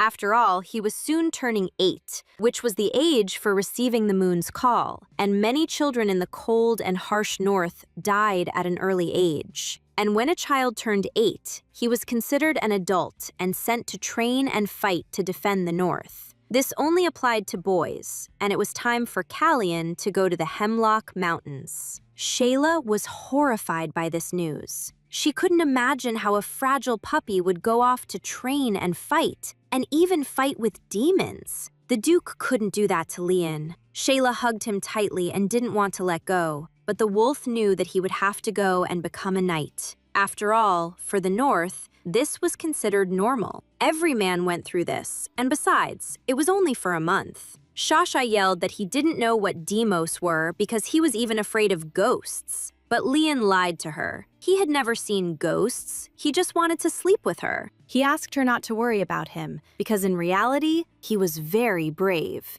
and he could even easily defeat a demos. But Shyla's tears flowed like a river. She was very worried about him. She asked to tell the Duke that he would not be going to serve. But boys only didn't become knights if they were very sick or cowards, and none of that applied to Callian. He wanted to become a reliable husband who could protect his wife. Shyla didn't want to listen to anything and wasn't going to let him go. The Duke asked if Shyla refused to let her husband go to the Hemlock Mountains, and she firmly replied that it was so. His Grace was very displeased with this. Shyla referred to the fact that she was his wife and had rights, but the Duke thought otherwise. This was his right, as the lord of these lands. The girl had been acting strangely since the banquet. A child who seemed so perceptive should have known about northern traditions. It frightened her that Lion was already young and weak, but would train under general conditions. But every child who was 8 years old was young and weak, but they had survived 8 northern winters and earned their place. The Duke guessed that the reason was that she had failed to make a man out of him. His appearance no longer mattered. He had already appeared throughout the Northern Territory and at the banquet, all under the name of young Lord Grey Wolf. A disgrace to their family if the Grey Wolf heir would not fight, and Shyla disgraced the name bestowed and glorified by the Duke. If she had known it would come to this, she wouldn't have gotten involved. She just wanted others to see how proud she was of Lion. Turning to the Duke, Shyla reminded him that she was also a Grey Wolf, and the lady of the house can act as the Lord's proxy. So if Callian absolutely had to go, then she asked to be allowed to go instead of him. She tried to prove to the Duke that she would work like all the boys, but he was adamant and sent her to rest in her room. Shyla was very worried that the Deimos might get to Leon. She fell to her knees before His Majesty. He saw that she was about to faint herself and called for the servants. Sandra was the first to help. She tried to calm the girl down and said that the young master wasn't leaving right now. The Duke had no idea what to do with the crying girl. It would have been easier for him to fight a Deimos. But she was a brave child. The Duke never thought she would actually suggest sending her for training. But now, she had already given up. In the room, she threw the jewelry into her bag and called Lion to follow her. She wanted them to get far away from the north before everyone woke up. Shasha was behaving very strangely, and that was bad. He asked for a chance to at least retrieve his pillow. Henry was an accomplice in this escape. They used a carriage that was meant for Ellie. Shasha chose the wrong person for this job. Henry was the Duke's spy. Well, maybe it was even better this way, because they couldn't just up and escape. But Shasha made this decision for Lion. For a girl, this was an incredible display of courage. Well, everything she did was better than losing her husband. By this time, someone might have already noticed their disappearance. It was something so bold that it shocked everyone in the ducal castle. Leon would never have done this himself. If he had never met Shasha, he would probably have been dragged to training. Shasha had done so much for him that he wanted to be brave for her. Leon was going to do his duty. After waiting for the girl to fall asleep, Henry asked what their next plan was, but Leon said they were returning to the castle. Henry will have to tell the Duke the whole truth. But Leon asked him to say that he had planned it all. He asked him to say that he was a coward who had persuaded Shasha to run away. But Henry didn't want to lie and told the young Duke to say it himself. But he couldn't, because right now, he was leaving for the mountains for training. If he saw Shasha again,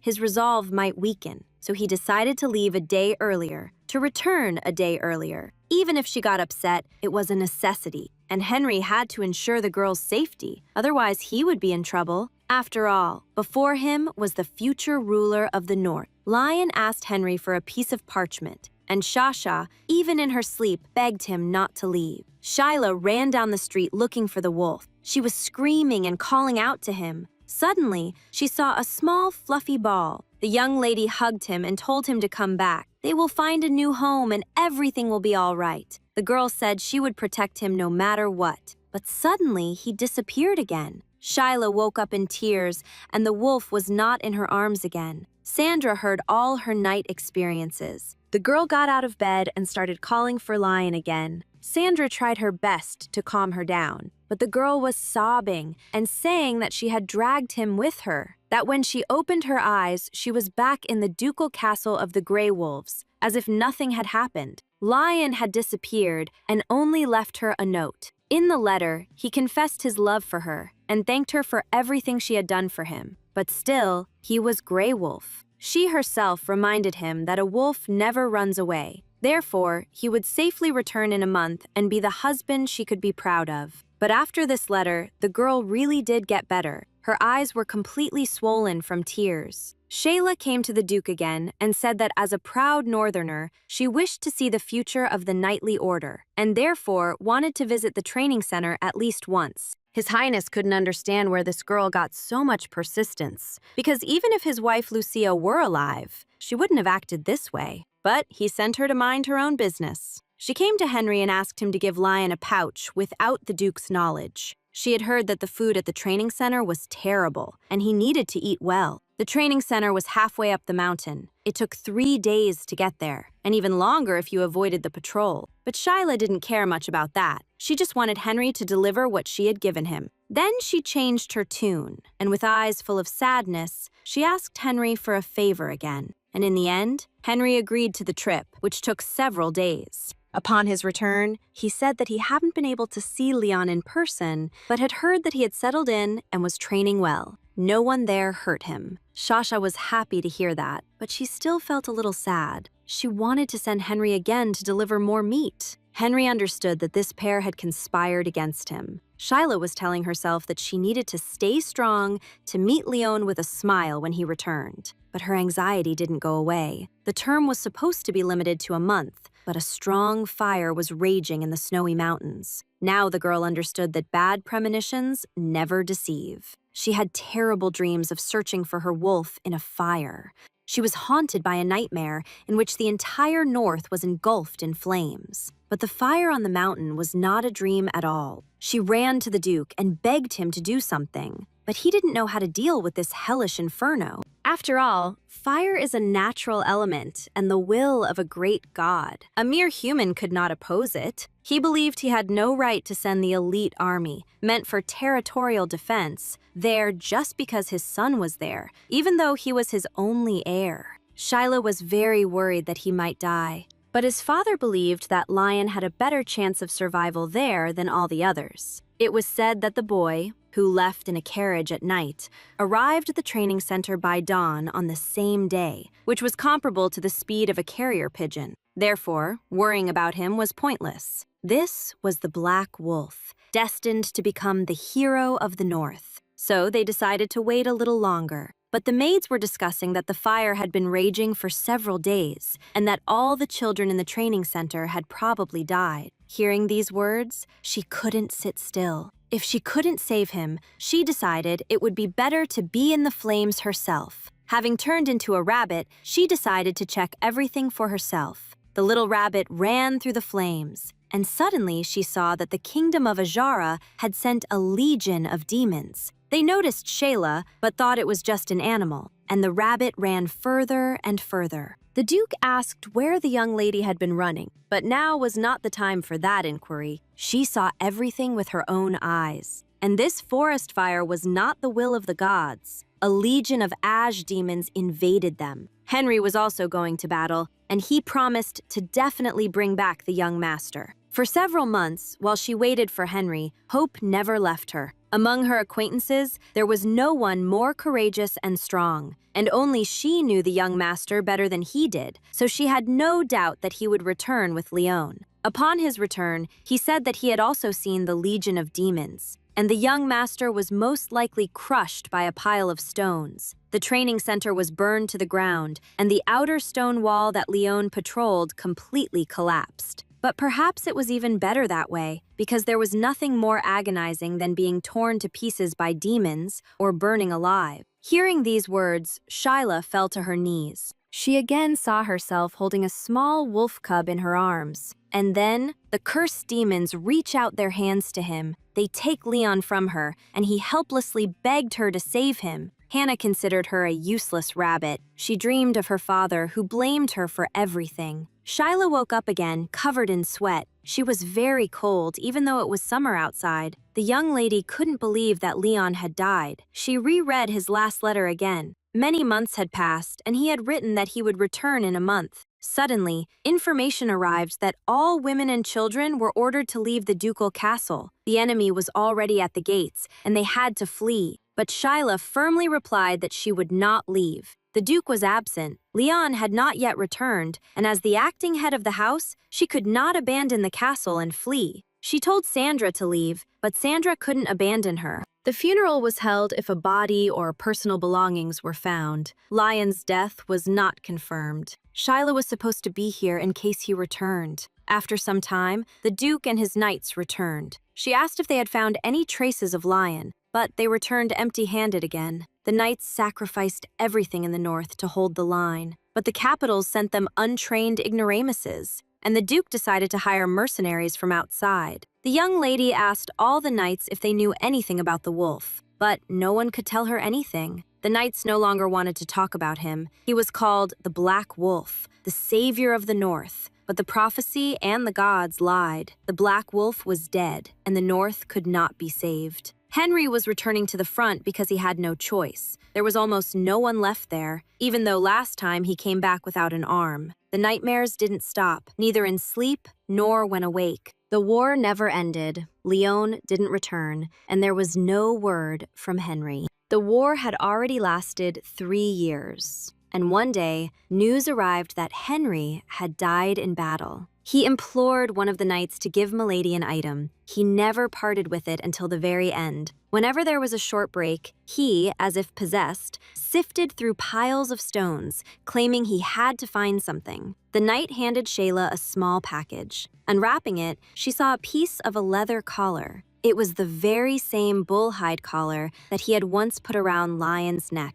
This is what Henry held on to until his death, and what he so stubbornly wanted to give to Shayla. It was the last memory of Lion, and the last thing left of him. Now she knew that he was truly gone. If Shayla had known that the pain of loss would be so great, she would never have come north and gotten married. Somewhere in her heart, she always suspected that he had died, but she constantly clung to a faint spark of hope. The Duke was severely wounded, but he couldn't help but think of the front lines. My lady wished to visit him, and he allowed her to enter. She came to ask permission to hold Lion's funeral. On this leather rogue, Lion's most precious possession was kept, his wedding ring. But the Duke refused. He was sure his son was alive, because he had no right to die now. The father was sure that he would return to save the North with a single stroke of his blade. The Duke believed that this item was not yet proof of death. He asked to be left alone,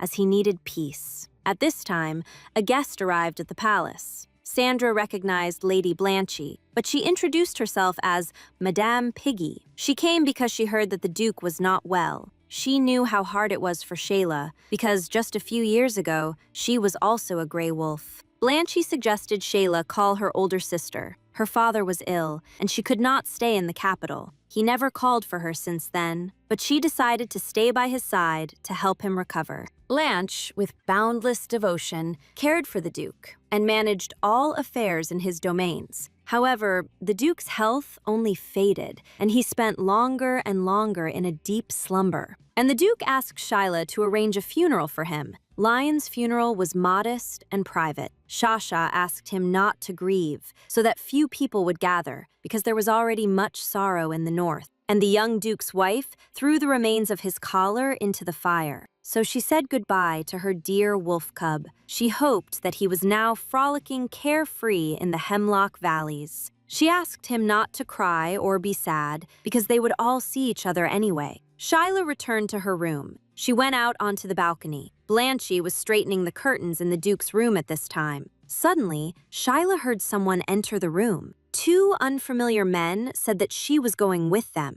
It was Viscount Rosen and Baron Adolf. At the Council of Vassals, it was decided to escort the young Duchess to another location. Sandra screamed that they couldn't do that because the lady was supposed to stay in the ancestral castle. They were taking her to an unknown place. It was the royal monastery. But, in essence, it turned out to be a dungeon, because the widow is a sinner who ruined her husband. However, stubbornly clinging to life, she only becomes a burden, depleting the wealth of the family. The Council of the Grey Wolves' vassals decided to eliminate the worthless and inconspicuous young Duchess by exiling her to a monastery. Shyla was very tired and didn't understand why she was there and why all this had happened to her. On that very day, she was simply going to jump off the balcony. Now she saw Leon again, and as long as he was with her, she didn't care about anything. And so, several long years passed. Suddenly, a young man came to her and said that he was Callion. But she didn't believe him because Lion always called her Shasha, not Shyla. Her puppy would never have made such an ugly smirk. This man cannot be her Leon, and her puppy died a long time ago. Emily reminded her of the story of Countess Max. A handsome man used to visit her, introducing himself as Count Max. The Countess believed him,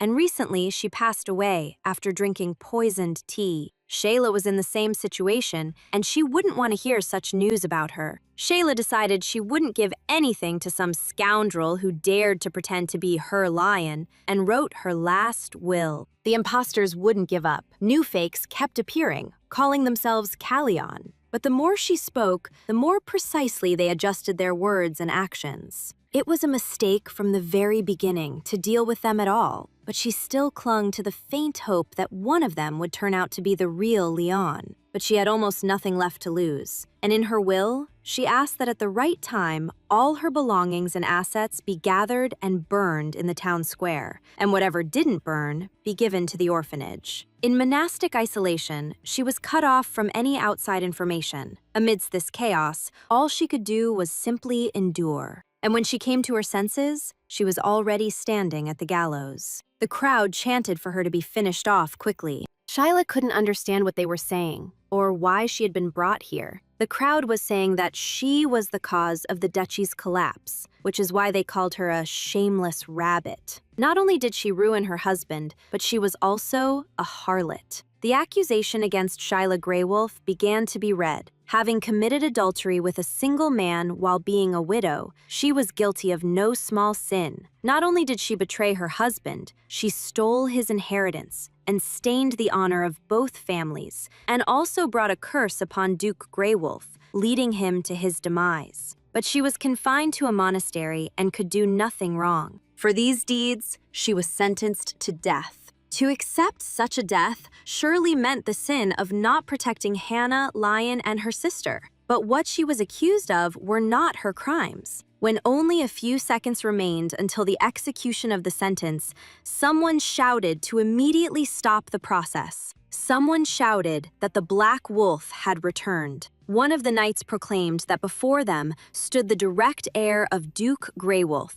the protector of Hemlock, the sacred blade of freedom, the Black Wolf of the Empire. This was Shyla Greywolf's husband, Callion Greywolf. The executioner didn't believe them, because if these were Greywolf's knights, they should have entered the capital as part of a triumphal procession. But who cared about parades now? He furiously shouted for them to stop this trial. The Black Wolf tried to find out who dared to accuse his wife. Shyla thought she heard a familiar, long-forgotten name. The Black Wolf stood before her and called her Shasha. He hugged her tightly, but she didn't understand what was happening. The knight asked if she recognized him. He said he was her lion. After all, he had promised her he would return and missed her very much. At that moment, she realized that this time, these scammers had truly decided to go all out. Shyla lay on her bed, trying to understand how she had survived, and she remembered the man in the square. He was upset that she didn't recognize him. It was a mistake to discuss Lion with those crooks. Now they've become completely brazen. They waited for the moment when Shyla would be on the verge of death and out of her mind. In such a case, it would have been unthinkable to refuse someone who called himself Leon the Savior. It was strange where they found such a handsome actor. But one could not lose a clear mind. Leon's name and her share of the inheritance are all she has left, and all she must protect. Outside the room, someone was loudly saying that, according to the agreement with His Majesty, a triumphal procession must take place first. By custom, one cannot enter the capital before it. Later, she heard a knock at the window. Displeased, Shyla jumped out of bed, and she saw the very same man from the square. Out of surprise, she fell, and he asked if she was all right. Shyla could smell the blood coming from him, the smell of iron, the stench of war. He had indeed come from the battlefield, and he spoke of how much he missed his Shasha. He had enormous hands, and he could easily crush her. But Shyla asked him to step away. The knight tried to find out what had happened to her. Everything around them had truly changed, but she should have recognized his eyes. The shade was definitely similar, but it was a brazen gaze, full of unwavering confidence in his power. Shyla still couldn't believe that he could be her puppy. Lion didn't understand how she couldn't recognize him. Seizing the opportune moment, Shyla grabbed the heavy candlestick lying under the bed, but he stopped her with his bare hands. Lion asked why she was doing that, as it was very dangerous.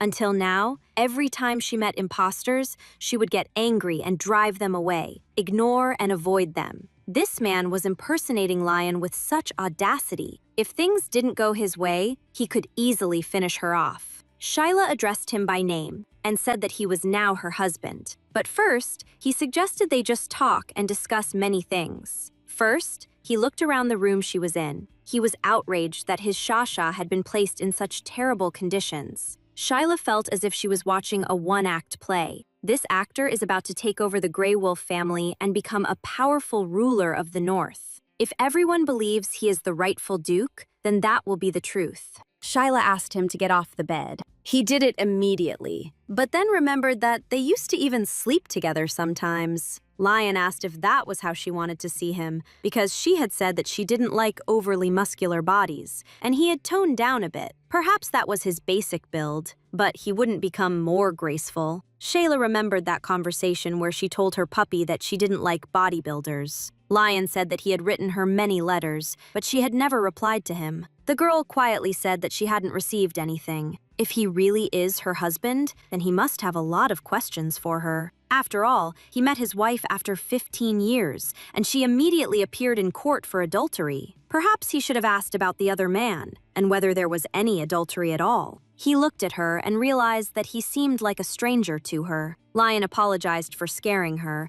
and decided to go back out through the window. But after a second's hesitation, he asked if he could count on a little kiss. Or maybe they could at least hug. But Shayla looked at him as if he were a scoundrel harassing women. Thinking that one day she might be able to leave the monastery, the girl avoided taking vows as a nun. Otherwise, all the property left in her name would have gone to the monastery. She thought that perhaps this man was trying to get her out of the monastery walls. Meanwhile, Leona was awaited at the Grey Wolf Knights' camp. One of the knights asked how Callian had met with his wife. When the conversation turned to wives, he would talk endlessly about his Shasha. King Aji Helgot was defeated, and the Legion of Demos, sensing their rout, retreated from the front lines. This war seemed eternal, but it ended with the victory of the Grey Wolves' order. Lion joyfully rushed back, hoping to meet his Shasha. He imagined how she would recognize him immediately. Leon was sure that his wife was not capable of such crimes. She didn't greet him with open arms, didn't comfort him for all his hardships, but looked at him like a stranger and a shameless scoundrel. But even at that moment, she was beautiful to him. In 12 years at the monastery, Shyla had never seen the Mother Superior, but today she had summoned her. She reported that the girl's husband was vehemently opposing the monastery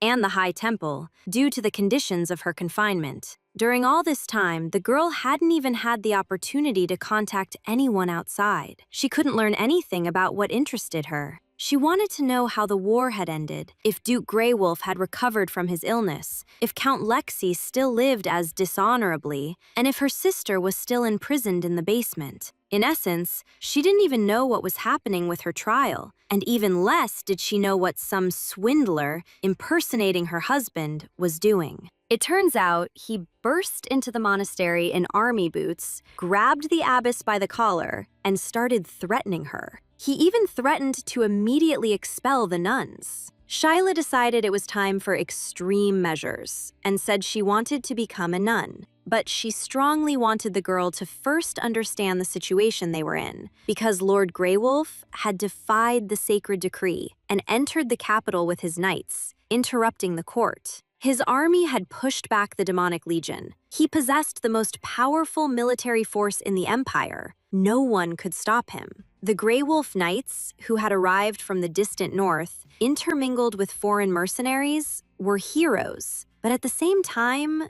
an alien force, and their existence was very irritating to the Emperor. The Emperor was already gathering his forces, and Shyla hardly wanted bloodshed in the capital. But if they win, he can become Emperor. Shyla was strongly advised to find out if her husband was already in the north, and their monastery was no longer able to ensure her safety. They were going to return her as her husband demanded. She managed to negotiate with the abbess to stay here for 2 more days, but in return, she asked them to say that the monastery had never oppressed her or starved her, and then they gave her everything they had. Emily was the only one in the monastery whom Shyla could call a friend, so she suggested they share their last meal together. Shyla worried that even if she returned north, the scoundrels who put her there would still be around. And would Grey Wolf's castle be as she remembered it? Shasha asked her friend to send a letter to Lexi's estate through her acquaintances. But Emily said that for such a request, it would have been easier for her to turn to Father Nicholas, because she thought that he was the one with whom she had committed adultery. Nicholas was a pervert who liked to harass the ladies in the monastery, but the mere thought of being involved with him was worse than being condemned for adultery, although it turned out that this pervert was already in prison. Shyla remembered that her Leon was timid and whiny, and even if he had managed to become human, he probably wouldn't have grown up like that. Suddenly, she heard his voice outside the window again. He shouted that he almost fell, and if he had fallen from such a height, he could have died. And Shasha opened the window. He decided that she was still worried about him. Pulling away from him, she asked why he had appeared again in the middle of the night. He had simply heard that she wanted to become a nun, but he didn't understand why she needed to, since he had returned. Shyla explained that the inheritance of the dukedom should proceed without problems, and without her, although his reputation would probably suffer a little. Lion was surprised that his wife thought he had come here for the inheritance. Shyla insistently asked for proof that he was indeed Callion. Now he understood that she had been avoiding him all this time because she had mistaken him for a fake. He took a ring hanging on a leather cord from under his shirt. He had long lost the leather collar, but continued to wear it around his neck, and Shyla recognized the ring she had chosen herself. But she needed to keep her composure, because it was possible this man had found the ring in the thick of battle and claimed it for himself. Or he could have ordered a copy from a jeweler. Now Lion realized he had been very overconfident, believing his wife would recognize him at first glance. Now the girl suggested that he answer her questions. The first was to name the place where he first peed. Only the real Lion could know the answer to this question, but he shouted that he didn't know the answers to these questions. Now she started asking questions about washing, but he interrupted her and said that he now washes several times a day and is not smelly at all. She wanted him to state the number of years he hadn't washed, but he said he no longer remembered such a thing. Then she remembered how the puppy cried while eating garlic. He was supposed to state the number of cloves he had eaten. Leon asked her to stop reminiscing about the past. He knew perfectly well that he had acted like an idiot back then,